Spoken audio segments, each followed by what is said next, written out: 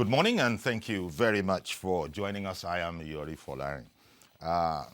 Small by small, we're moving towards the 29th of May, and then there shall be a new administration. So we thought, me and my friends in the studio, that it's never too early to start setting the agenda or start looking at it.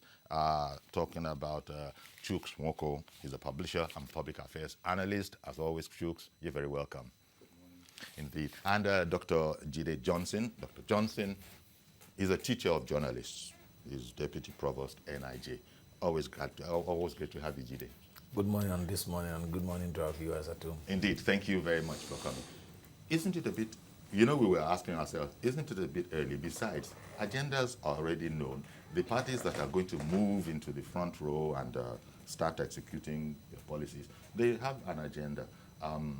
But nevertheless, it's a tradition.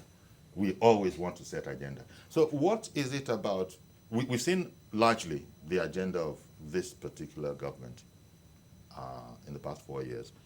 What do you think? What needs to continue? What hasn't been touched, and what needs to be reviewed, in your opinion? First, it's our responsibility as the conscience of the society, as the purveyor of truth, and as the gate pass to the public sphere to set the agenda, to shape public discourse in terms of what public governance is all about. And don't forget that 1999 Constitution, as amended, Section 22, makes an exclusive provision on what should be the role of the media at all times, holding government accountable as the watchdog of the society. So it's our responsibility to set the agenda for public administration in Nigeria. So it's not out of place for us to do that. And looking at what has been done in the past, what needs to be done in the future, some of the areas in which we think that the government needs to concentrate, the new government that will come in at all levels, at the federal level, at the state level, even those that are going in for their second time. It's a new administration entirely. They are going to constitute new cabinets. They might rescind some, but they'll constitute new cabinet. It's for us to look in the area of security, to look in the areas of education, to look in the areas of infrastructural deficit that we have in the country, and then to concentrate their effort on those areas: security, education, infrastructural deficit. And thank you for that overview, Jide. So I will just, from that bird's eye view, as you know, security is very, very much in the forefront now. And how would you evaluate the administration in its efforts to take out the big security problem that we had? It was one of the main pillars of President Buhari's coming the first time around. And then we've observed how well things have gone. But in recent times, in the past week, fortnight, it's suddenly gone haywire since the election has been over. People have made comments saying that the whole infrastructure probably, in fact, they made allusions to the tired legs, syndrome in football, that perhaps you change the whole security team. What do you think? Well, I'm of that view. That there's a need for us to revisit the security architecture of Nigeria in terms of how to justify what is happening in the northern parts of Nigeria. Take Zamfara, Katsina, Kaduna, Abuja, and road, and the security situation. You take look at Boko Haram in Yobe, Adamawa, and Bauchi State, and then you look at cultism in Rivers State, and to a large extent not pronounced in Lagos State, and then you look at the killings in Cross River State. All of these issues put to question the security architecture that we have in the country. In civilized climate, all the service chiefs would either have resigned voluntarily, or they might have been changed. Sometimes you need to change. When a team is not winning, what do football teams do? Well, they change the coaches. They change the coaches, and then they get new players as well. But the first thing normally football teams do is to change the coaches.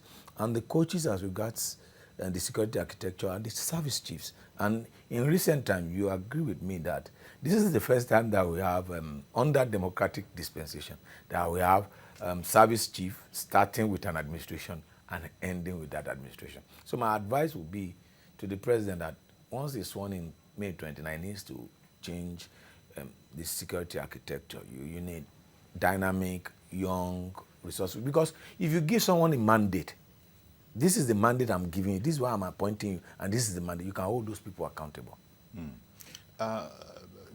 Chooks, do you concur or do you see it differently?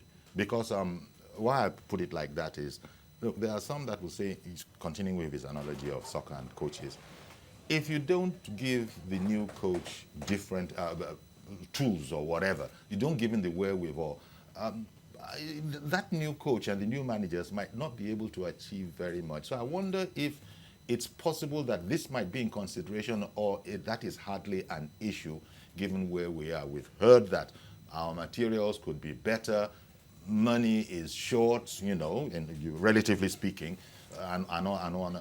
So, but people saying, change all these security chiefs. I agree with him to a certain level. I agree with Mr. Johnson, but not completely. The example he cited with the football, Just an example. An illustration. An illustration. I that's where I have a different, a slightly different opinion. So if we were to take all the the general principle, I agree with that there's need for a change. But what I've noticed in the game of football is that sometimes, in fact, on Saturday, this past Saturday, I watched in horror how Arsenal fell to Everton. Now, at the resumption of second half of that game, two individuals were brought in, not necessarily the supervising, management team, the coach and the crew were not changed, but the coach brought in two players. Ramsey came in with another of his colleagues, just that they were not able to make him part. But they were able to chase the ball like Everton was doing.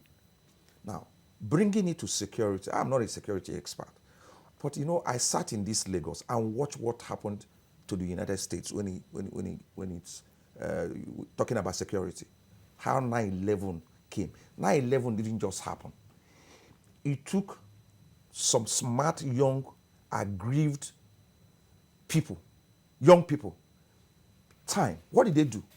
They distracted the American FBI and CIA and were targeting American assets outside of the United States of America. In fact,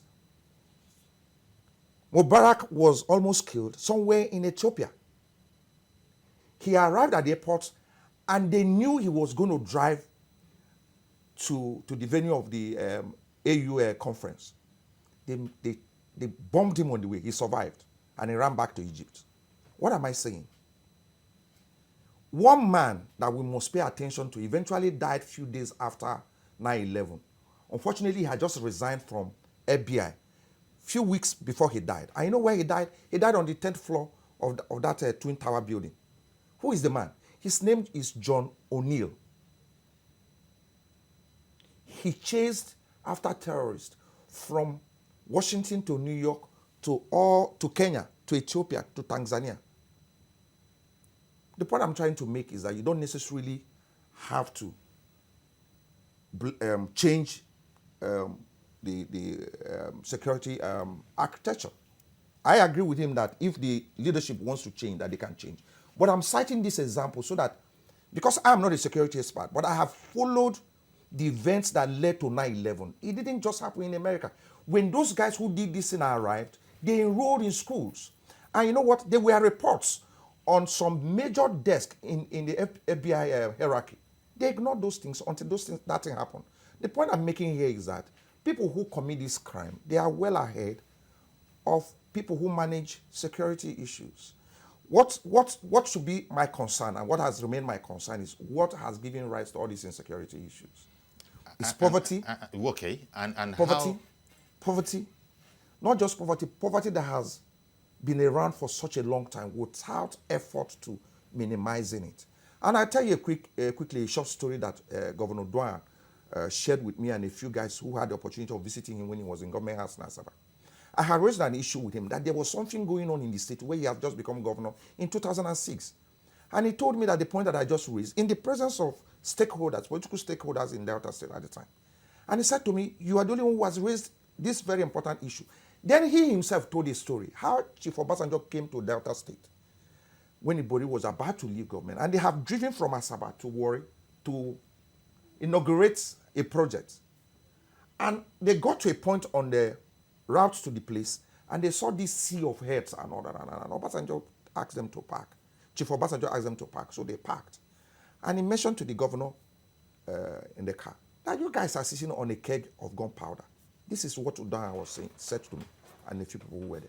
So way back, Nigeria has ignored the issue of youth unemployment, or poverty, and all the other problems that we have. So it's not just changing the architecture that is a problem. We have a major problem of unproductive leadership, unproductive society, and unproductive youth. So you're going to continue to have this thing because the resources we have is not able to go around. It's not enough. I was going to come to in fact, I can take 2 points that you've made. I'll bring it to Jide. He said no efforts being made to address not enough effort. crushing poverty. What we are experiencing in Nigeria today did not start with this administration, did not start with the last administration. Now it's a systemic annihilation and destruction of the middle class. It's a systemic destruction of our industrial sector, systemic destruction of our agrarian sector, systemic destruction of our production sector. So it has nothing to do with this administration. It's something which we have not addressed. Like he pointed out, nothing happened in any society all of a sudden. They're a product of government negligence over time. But one thing I want to quickly make reference to is what was the lesson that the Americans learned from 9/11. What happened with 9/11 led to the creation of what is called the Homeland Security Department. There are 12 departments in America. That's 12 ministries until the creation of Homeland Security, which brings about collaboration among all the security. Each of the security agencies in America had this information. They have this intelligence, but they were not sharing the intelligence. Right. We have that problem here, I understand. So they were not sharing the intelligence, because if they had shared the intelligence, while CIA was busy pursuing the terrorists outside of American shore, he did not share it with FBI that is meant to maintain internal security in Nigeria. In the United States of America, do we have similar things in Nigeria? Yes, of course. There must be an interagency collaboration. Interagency collaboration because for you to win any war, you need intelligence gathering, and intelligence gathering enables you to win or to lose the war. And one of the ways to do it is for us to have an interagency, for these agencies not to run independently. On the issue of poverty, it's clear. It's clear that an hungry man is an angry man. And if you have listened to what people have said 10 years ago, 20 years ago, where we have large number of our youth unemployed, that Nigeria is sitting on what? On a keg of gunpowder. Because an idle hand is the devil's. We are talking about banditry. You know, there is the issue and the menace of drug addiction. We have thrown it aside.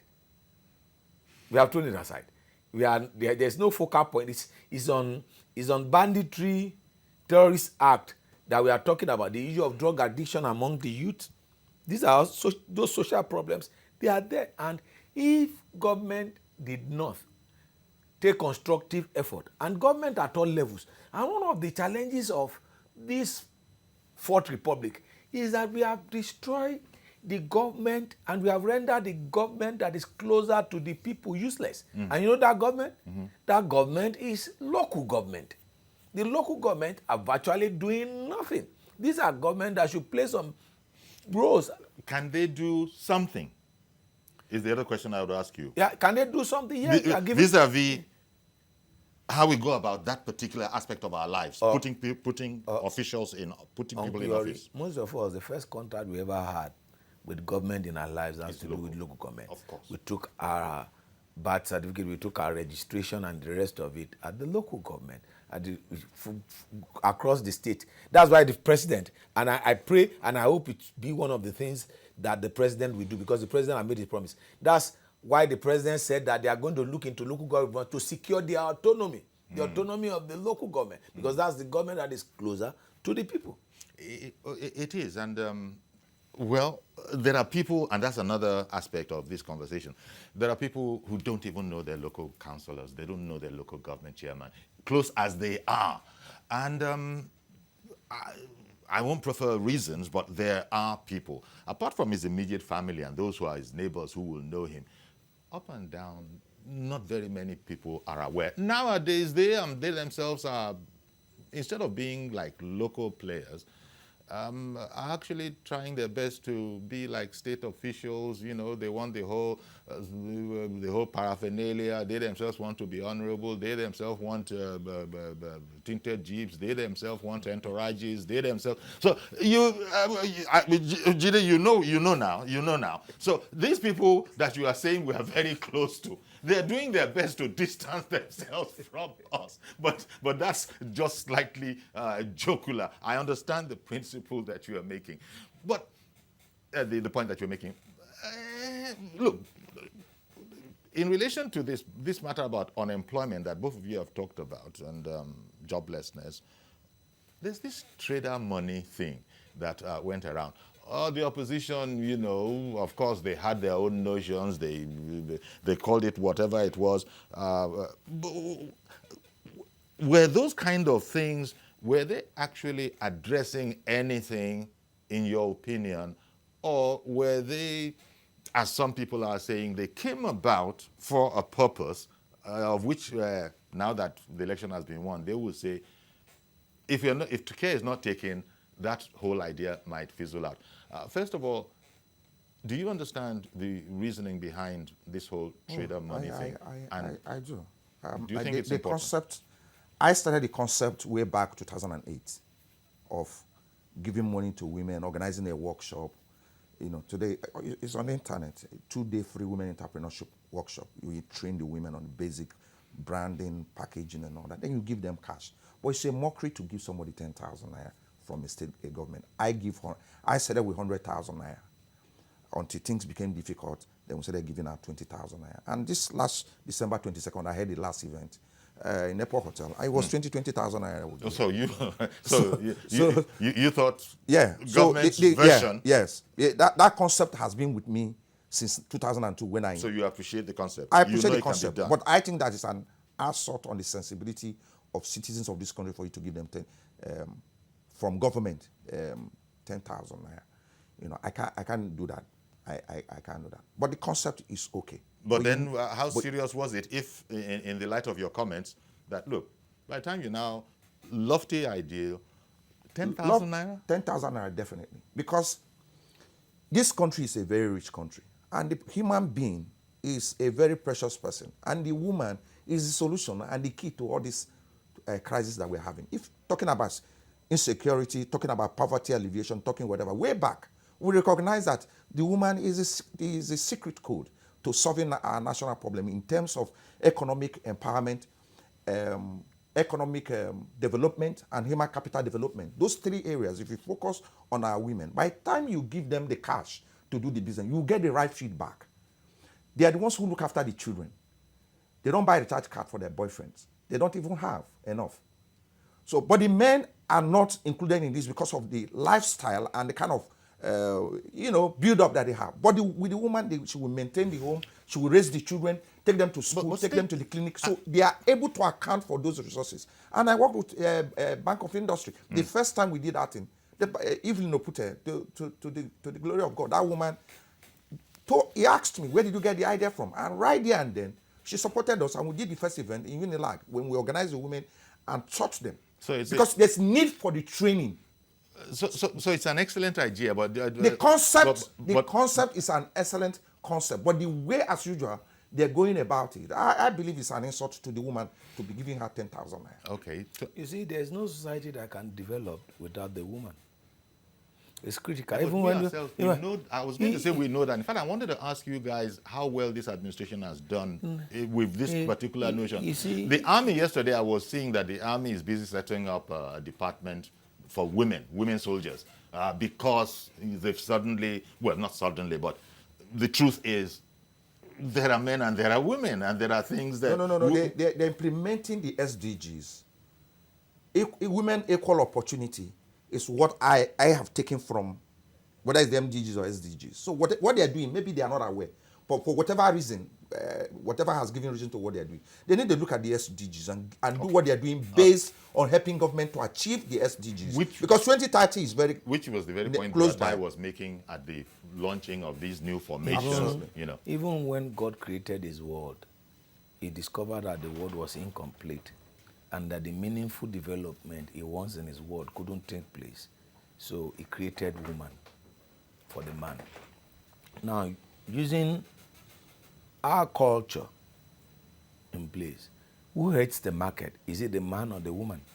Who sells the fish when you go fish farming? Who sells the produce of the farm? Traditionally, women. The women. So the economic, even though there are also babalogians too. But who is the head of the market? Who owns that territory? It's the woman. Women, even in African, when people are talking about gender and whatever, in Africa, in our culture, we have a rightful place for women, that women even sit in the courtyard of power. You have the yellow days and the yellow jazz, giving prime position to the women. Now, any society that does not empower its women is not ready for development. Do we? We have not done enough. We have not done enough. All we are doing is we are paying lip service to women empowerment. And like Chuk said, in Nigeria we have had a lot of social investment program, which has turned into a political investment program. We have lofty ideas. It's the execution. Now, you talk about PAP. Obasanjo came with PAP, then he transited to NAPEP to Empower. You see, if we don't take politics out of social investment program, it will not achieve the result that we want it to achieve. And you see, when people say, oh, government needs to give certain percentage to women, that's at public administration level. At the grassroots level, at the informal sector, government needs to be more proactive in terms of empowering women at small and medium scale enterprise. Whatever you give to a woman, she multiplies. Whatever you give to a man, he distributes. That's why God gives the responsibility of producing the child to a woman and not to a man. So if you want this nation to really develop, we must focus our attention on how we empower the women appropriately and not with 10,000 naira. Okay. The idea is good, but the execution is Let's not get this lost. 3 things that must be done before she's given even the 10,000 naira. Even though you go and meet her, even if you go and meet her in the market, there's need for human capital development for the woman. There's need for economic empowerment. Then this other empowerment of giving. But the danger or the irony I see with the women, they run after these politicians. They're the ones who did the voting. They're the ones who are running around, wasting their time. Then the others come here and they're talking about women equality. And I'm asking, equality with who? She needs to recognize that she must be in many ways than the man. Now, what the man enjoys that is become of attraction to the woman is visibility. It's not. It has not always been like that. It's the visibility that she's now seeking. It is just our way. It is the way we are. I don't know if I don't know if it's any different in Ghana. No, it's not. Ghana has a different cultural can I say this to you? Ambience. The woman who went to China in 1985 and stood on that podium and made that declaration about seeking for women equality. Like I said to people who are near me and all that, she's in her husband's house. Mrs. Clinton. Most women would have divorced that man 100 times. Even the many times the man has said to her, this marriage is not working because I've been unfaithful to you when he was governor. The woman would not agree. He said, this marriage with you forever. And we know that till tomorrow they are still together. She's the one who went to China and started proclaiming a whatever. Today she's in her husband's house. Many of our women, including in Nigeria, they are out not of their husband's anywhere. houses. They are So not. they need to get it right. That without them, insecurity that your Buhari and his team they are fighting can never come to an end. Because they are the ones who will shout at their children and shout at their husband and say, this thing you're doing needs to come, it needs to stop. They are the ones who hold the key to our safety in this country. So when they abdicate their responsibility and they're chasing and running after these politicians and singing and clapping and tying Ashebi, they miss the point. Their economic growth lies with them, and our future lies with the women. That's why sending them to school and training them in any way we can, human capital development and whatever, then giving them the money because of their ability to account and give feedback is very essential. Since we're talking about this, and we, as you said, everything you said about the woman, you know, that's the way we hear it from across the world. Other societies have put their money where their mouth is. Absolutely. And have had female presidents. Just by the way, let us not spend too much time on it. Now, do you see a Madam President? No, it has nothing to do with America. Does not have a Madam President. But it almost did. President. What I'm saying, sir, is that all of these things, would you guys be ready to put your money behind? We want a Madam President, and we're going to work for it. Any madam who is seeking to be president should see what Buhari is going through, trying to govern. So I think she should also govern. The woman, you see, I'm not against it. Because what I'm saying is that they say if you can't stand the heat, you know, leave the kitchen and beg. Absolutely. You know, now the women, the kitchen is the second office. Absolutely. But I think that the woman is a gift to us, all of us that are men. I hear you. But the point is that if you now want to leave that place where you have been placed, yes, by nature itself, by common sense tells you, and you want to go, I don't have a problem. If I want to vote for you, I will vote for you. But the point here is that you are too important and too powerful that because you are not enjoying visibility does not minimize your importance and your influence. And even your presence. The other she has a presence, well, see, the power, she has influence, she must not relegate those things for disability. Mr. Uncle Yori, who has control over the house? Who has control? Who comes visiting? Who has control of access? Every family watching. It's the woman who has control over what to eat. It's the woman. The power. Who is the most powerful person in this program? It's not your producer. Is he ever been seen She's on this program? She's a woman. She's a woman. She's a woman with the other young lady. Nobody has ever seen her. But without her, this program never happened. So there you go. You see. So there you go. The power of women does not lie with visibility. No, the power of women does not lie with visibility. It lies with their relevance within the system. And until we give them that relevance, what most women are seeking. Relevance. What most of these advocates are seeking are visibility. Will you push this relevance right up to Madam President? If the circumstances are such. You don't discriminate on the basis of gender. Anybody can become the president, can become the governor. And I think we've dealt with that issue. Anybody, the level of sentiment, are you getting my point? Wait a minute, sir. Mr. George, good morning, sir. Good morning, Uncle Yori, and good morning to the guests. Good morning. Good morning, sir. Uncle Yori, I want to thank you for bringing this topic at this time. I think what the president needs to do first is to ensure that the National Assembly is not governed by a rebel. Okay. Because you need law. The basis of governance is law. He has seen what lawmaking did to his first term, when rebellion was the order of the day. So if he doesn't tackle that one first, every other agenda setting will come to naught. So it is good to warn him right now that this is the time to set the agenda right from the National Assembly. Okay. Then coming to the executive. Uncle Yori, I am personally not pleased with the performance of many of the ministers.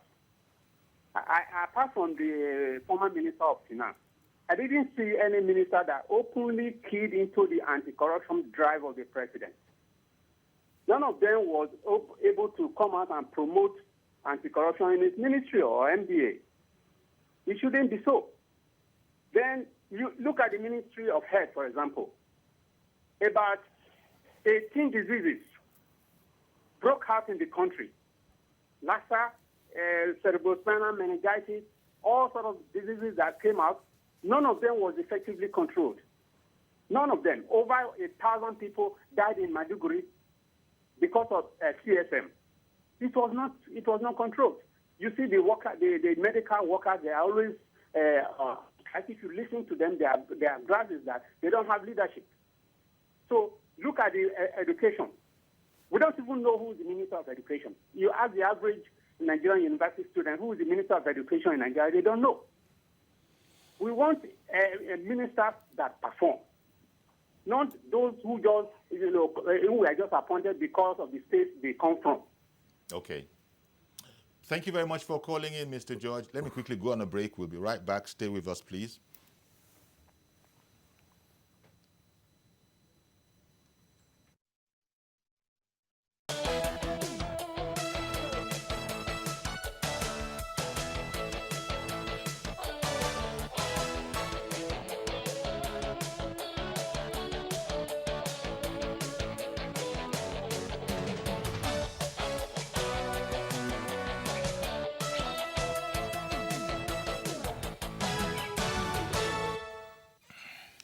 Welcome back. We're looking at possible agenda settings for, the incoming administration. And a caller, George, said, look, that National Assembly, start your agenda from there, and a lot of people can say, oh dear, in view of our experience, perhaps there's plenty to that. But even as that is being worked at, if you're following the news in papers, the ruling party, I don't know if it has issues or not, but you are hearing that there are some rumblings within the National Assembly, the idea being that APC senators saying, why is the party trying to impose anybody on us? So much so that they are making their own arrangements according to newspaper reports, if you can. Let me shock George, and so that I will help him out, and then he will not be agitated over this issue. The Senate was created by the royalty to create a space for the critic of the royalty. So the Senate is always full of intrigues, power play, and treachery.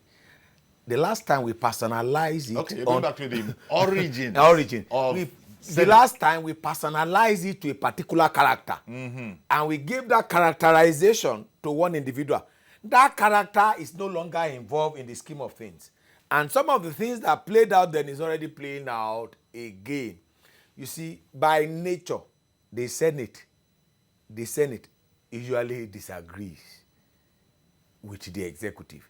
If they don't disagree, then the functionality of democracy and the sharing of the spoils of democracy does not get to them. So even if you have a house made up of 90% of one political party, there will still be intrigues and caucuses. Look at what is happening to Theresa May. Yeah. Even in a parliamentary system of government, you have people that you have the Brexiteers and the anti-Brexiteers. But her own share is House of Commons, though. The House of Commons, I know. So for people to say, oh, the House of Rep is rebel, and I've told people to care to listen, do a review of 1999 legislature to 2019. You will be shocked that when you use lawmaking function as the responsibility, which is the primary responsibility of this legislature, there's no legislature that has performed better than this legislature. You have had more bills being passed and more bills being rejected by the presidency. It's just on the personal relationship. So if you use lawmaking function, which is the primary function of this 8th assembly, to judge all other, every other assembly before them have not even done what they've done. My question is, Comrade Ayo in Oshun, good morning. We lost you, so sorry about that. Do we need the National Assembly with the kind of economic situation that we're in now as a country? What do? They make laws. Can't we create... whether we need them or not, we're stuck with them. We have them. Oh, no, we're not stuck with them. For this administration. Yeah, but in such an agenda, we can decide not to be stuck with them. We said this before the election. Look, you have the judiciary, right? What do? Are they not lawyers? You carve out a system where... I beg your pardon. Ayo is back. Comrade Ayo is back. I beg your pardon. Good morning, Comrade Ayo. Good morning, Akuyori. Yes, please go ahead, sir. Good morning, Dr. Jide Johnson, and good morning to Mr. the other guests in the studio, too. Uncle Yori, you see, the problem we have boils down to two things.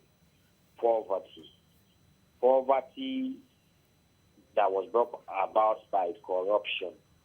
So until we try to reduce our corruption rate, we will continue to have security challenges, honestly speaking. Take, for instance, somebody who has not made up to 1,000 naira in a day, and he was given 10,000 naira by somebody to do something. Don't you think he will go ahead and do it? Definitely he will do it. That is poverty. And what brought about this poverty is the corruption of our leaders. People who don't believe in the sanctity of human being, people who don't believe in the progress of another human being, except themselves alone. So this is the problem we have. Appertaining to the National Assembly, the president must come in now. The last time he didn't come in. See, yes, we understand that this Senate passed a lot of bills, but there are some bills that are so germane to the progress of this country, to the anti-corruption fight that was killed in this National Assembly. So these bills, if you do that to us, no matter how all the bills you pass, even you pass many bills than all the other, the bills that are germane to the progress of this country that were killed by you, is just tantamount to the fact that you are not interested in the development of our democracy. You are not interested in the development of our human capacity. So you just want to go there, fill your pocket, and go. That is what they are doing. And we outside now, we are not going to allow that. We voted APC to have majority because we want them to form majority government in the Senate and the House of Assembly and the House of Reps, so that they can work with the executive to come out with programs and policy that will assist the common man on the street. God bless Nigeria. Thank you very much for calling in, Comrade Ayo. I was talking about in the National Assembly, Yeah. and you might want to consider what Ayo has said, that Mr. President has to come in into this whole matter. Absolutely. It just has 4 more years to go. But coming in, what is he coming in to do? If I were him, I would come in and make sure that I have that relationship where I can use the next 4 years to do all the things that I want to do. That cordial relationship is so. As a leader, he needs to spearhead that and all that. It doesn't need to be in the open, But like I was saying, do we really need the judiciary in modifying our democracy? Legislature, like you said. The legislature, the Senate and the House of Reps. Do we really need them? What do they do? Their major responsibility is to make laws, plus all the other things that they do. But the major responsibility they owe us is making of laws. Mr. Johnson might not be aware that in 2003, President Obasanjo sent the largest number of bills to the National Assembly. Don't forget that today we have a good pension system. It might not be perfect, but he brought about it. Yeah. Plus all the other... those are executive bills. Yeah, executive bills. But I'm just saying... If you look at the number of executive bills this administration has set, you can't compare it to other administrations. Okay, but back to what I was saying. These guys are taking so much from the system. And if their primary responsibility towards us is to make laws, why can't we cover the system from the judiciary and from the executive? Wait now, and because this is how we react to new ideas, create a system that will save us costs, save us all this retrogression, and have adjudication where a group of brilliant legal minds that can make laws for every time that we need to make laws. Okay. You don't need to be paying this and you're paying to these people. Okay, so but that's not going to be. That's it's not an argument. This is an idea. Agenda. It's an agenda. But looking at the position which he has taken. It's an agenda. Let me quickly hear what Mazi Okoroafo has to say about the matter. Good morning, Mazi. In Arochukwu. Good morning, Professor Johnson and Wonko. Okay. Good morning, sir. Morning. Honestly speaking, human capital will give us 85% of economic development in this country and in this regime. You cannot talk about skill acquisition in any level of our country without facing the reality of life. Look at Kenya. Look at Uganda. Look at Senegal. Look at Rwanda. How the women are moving these countries. Why abandoning our women? I suggest to the present government, both local government, federal and state. One, I suggest that 50% women, 50% men in this 2019 cabinet, it will let us take what are we going to do. By the time we adopt this system, it will help us. Because like what Oga Johnson said, the provost, I call you provost, I know he's deputy provost. Provost is provost, whether deputy or I still like Oga. He has given us a clue that women have a lot. There's not how you can come to any house or to visit somebody without the woman having a role to play. Not the man, because I know the man is head of the family. But the thing is, let us try our women in this present regime and see. Because by the time we finish this regime with our women, I bet you there will be a change. Because three things affecting this country: poverty, illiteracy, and woman capital. We are lacking all those things. Thank you very much for the president. Thank you very much. Are you guys saying that when it comes to gender, the gender policy, that you're not impressed with what this administration has done? We need to be more affirmative. We need to get our women much more involved. I was to him. I was going to ask for figures that if you made her president of this country. Mazi has provided the figures that I was going to ask for. Okay. Say, look, do you want to give a figure? Is it 70-30? I agree with him. He said 50-50. I agree with him. Give me 10 Nigerian men for ministers. Bring 10 Nigerian women for ministers as well. And it will not be designed, the essence will not be designed to destroy the homes, which has become part of the problem that we have faced as a fallout of empowering some women. Well, okay. You see, again, because society itself is relying on the woman, and in recent and the society itself has its own attitude about the woman. Yes, the woman. I'm all for it, but as far as that woman is matured enough and have her senses together to make sure that it's not designed to destroy her. There's someone on the line. I don't know. So who's on the line? Reverend Dominic. Good morning. Good morning. Good morning, Uncle. Good morning. Good morning, Dominic. Good morning, Dr. Jide. Good morning, Reverend. Good morning, my brother. My brother, good morning to you. Let me, Yori. Yes. I had an agenda to say. Okay. But Dr. Jide have changed my mind and my agenda. But let me face him. I asked him questions sometimes. I made him the returning officer of River State without a security. Didn't go. But let me say this. Dr. Jide, the worst National Assembly I've ever experienced in this decision is National Assembly. Number one reason. 2003, there was a bill that brought to the National Assembly by just individuals, maybe Niger Delta, what they call Niger Delta Ministry. Obasanjo did not sign that bill. But this National Assembly have power to veto it. Today, whether good or bad, we have Niger Delta Ministry. In this Assembly, they sent a bill of INEC 3 times to Mr. President. He refused to sign it. They didn't have any nerve or character to veto it. What kind of National Assembly is that? The most weakest. I think I can play a bill in the television. Me and Jide, we have a conversation on this issue of National Assembly. This is the worst. A National Assembly that did not approve the executive appointees because they did not take 50 million naira for one person. And I'm saying with all responsibility, they were demanding bribe from Buhari, thought it was Obasanjo, but Mr. Buhari refused to give bribe. Till today, over 60% of the MDMGS executives, chairman executives, and board have not been confirmed. Even Magu, what kind of National Assembly is that? God forbid we go that road again. But I want to say this. That road we went to 2015, we're going to it again.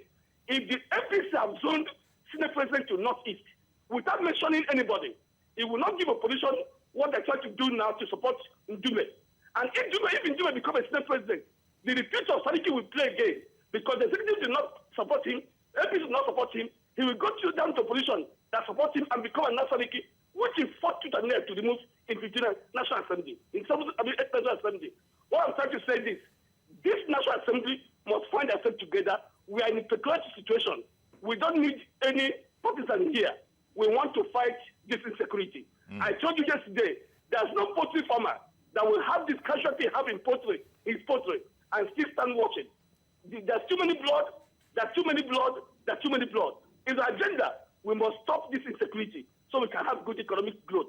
Thank you. Thank you very much. I think that some of the actors that are parading themselves to be Senate President, they are members of this assembly. We are not importing saints to be. I have never seen any member of the National Assembly at any point in time criticizing the amount of money they are collecting. Even those that they are parading now, some of the two of the people that have been projected to be Senate President, they are from regions where we have had Boko Haram. Probably have not seen them speak openly. So if people are expecting states to be in the Nigerian National Assembly, they are deceiving themselves.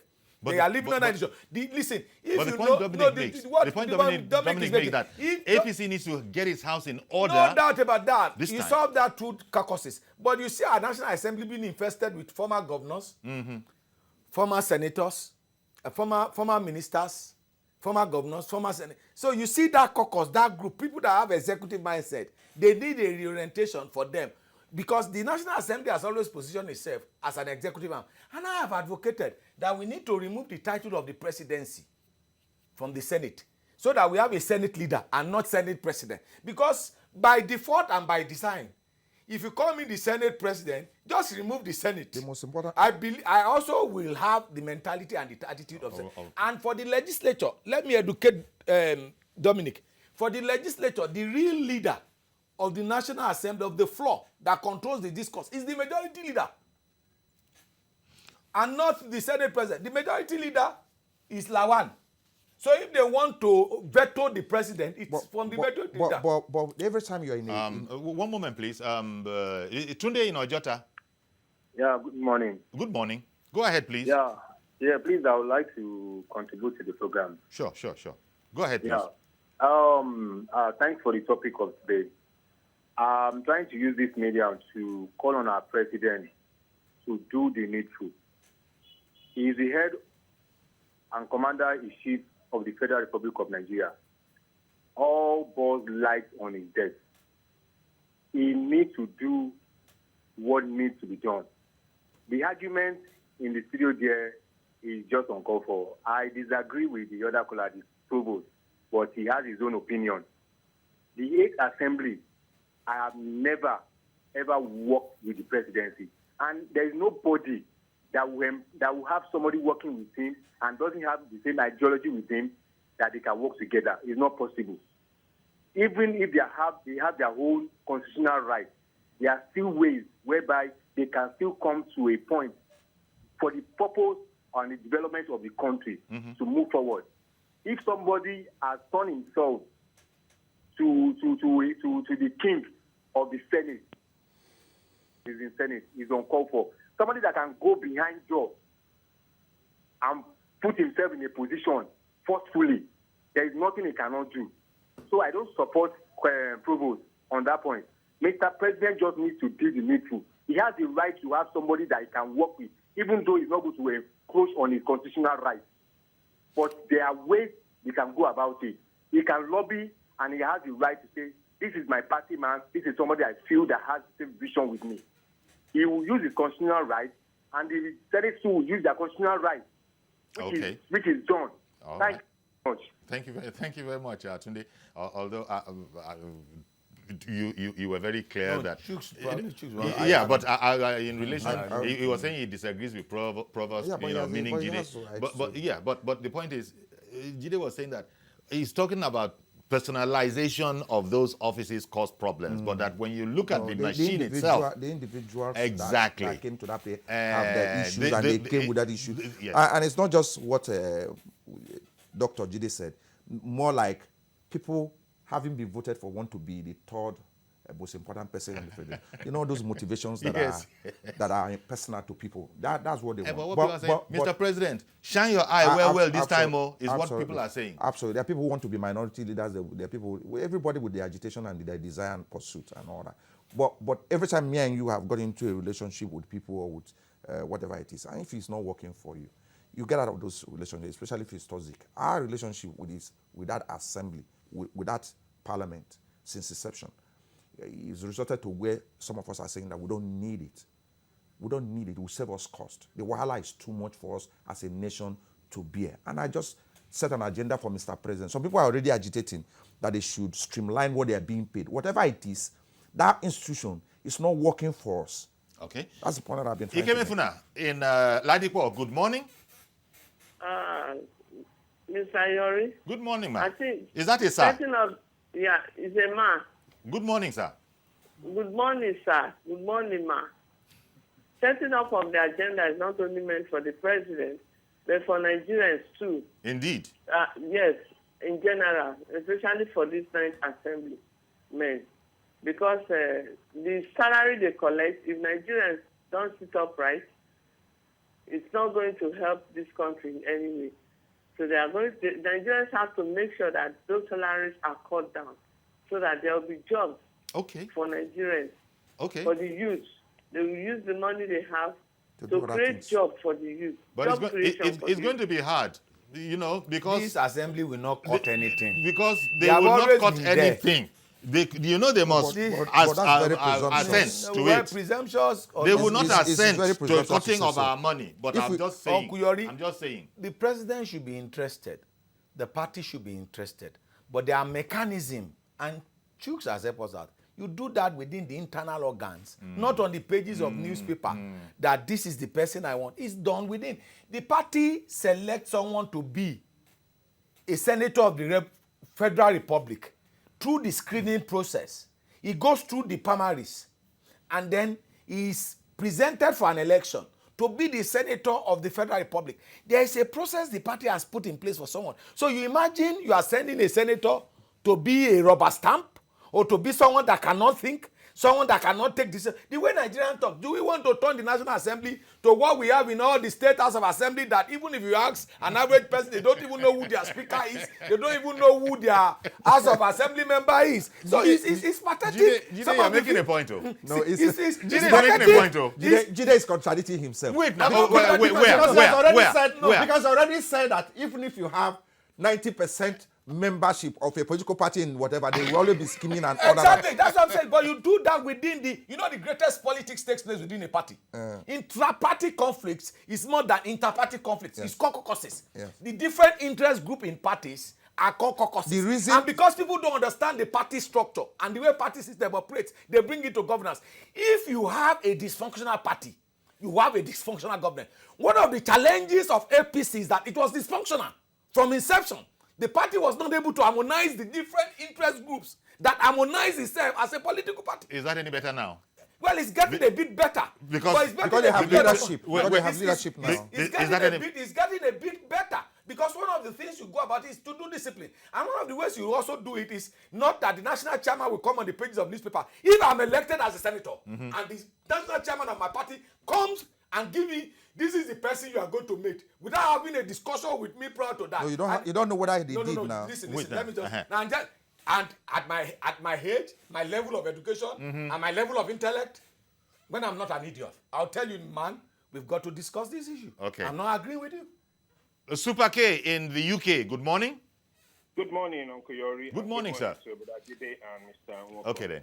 First, I wanted to second Mr. Jide's opinion as a matter of fact that, as we checked, this 8th Assembly has done pretty well in passing bill, lawmaking in the area of passing bill than any other that we've checked. Again, I think Nigerians will need to be very careful. Maybe our politicians will need to let them know the process of appointing Senate President. Majority leader belongs to the party caucus and the party themselves. But when it comes to the Senate President to represent the whole Nigeria in this our climate, if we start having something because of our sentiment with the president that they need to find someone that can work with, what will happen or what kind of precedent are we setting?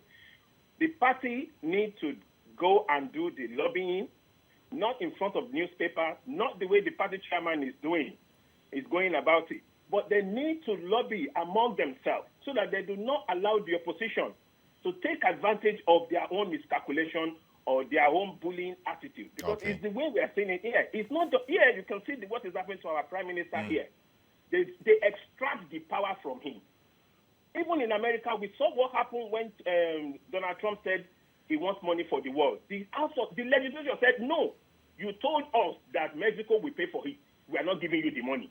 Because the legislature is the biggest arm of the government. They are not to be subjected to the executive. They are meant to be critical of the executive and at the same time work with the executive on the point of national interest, not party interest.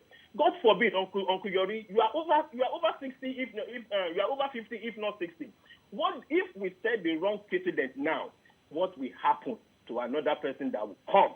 We escaped Obasanjo third time, did we? We should be careful. God bless Nigeria. Thank you very much, Super K, calling in from the UK. It's a very interesting conversation. Let me just throw this in. I think I have about one or two. The kind of leadership that we're having, people have commented on the chairman of APC and what some see as his histrionics, but I was reading a paper yesterday. Governor Rochas Okorocha was quoted. He was quoted as saying that, watch this next administration of Buhari. The Igbos will not get zilch out of it. And I'm saying, hang on, why are we speaking like this? What's going on? Why? Rochas is not the one. He's not a spokesperson for. You see, but you see, he's lost election. His son-in-law. Is his son? Yes. His son-in-law is his son. His son. Yes, yeah, he's right. His son lost an election in the place. Maybe he's having made so much investment and all that. So, but I'm wondering why that should be. I mean, Rochas is not. Can't even speak for Imo people today. So the kind of leaders that we're coming up with. He had an opportunity to be governor for 8 years. He's done his best. He should go home. And let us set an agenda for Mr. President. I think that I like to talk about the economy, what he should do, set an agenda for Mr. President for the economy. We completely run out of time. But if you could just put it into a bullet, we've completely run out of time. He needs to do all the things that he's doing and begin to pay more attention. And keep the tempo of corruption. And yes, keep the tempo up. Yeah, but he's paying too much attention to those things. Let him pay more attention to the economy.